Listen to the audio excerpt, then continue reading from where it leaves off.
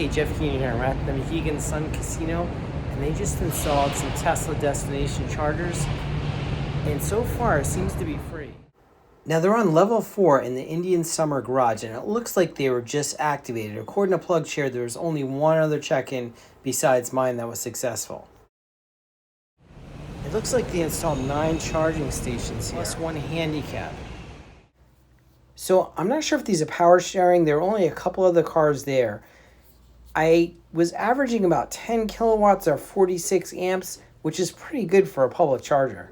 It's a good deal as long as you don't lose too much gambling. I gave them $50. These are all Tesla NACS connectors here. We have a Volvo charging using a Tesla J1772 adapter, a Model Y, and then my 2024 Model 3 Performance Highland, which came from the Mohegan Sun Tesla showroom.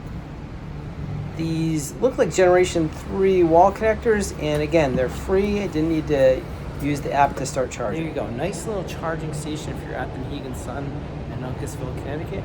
Remember to like and subscribe for more videos about Tesla, Rivian, Wi-Fi, and Techtronics.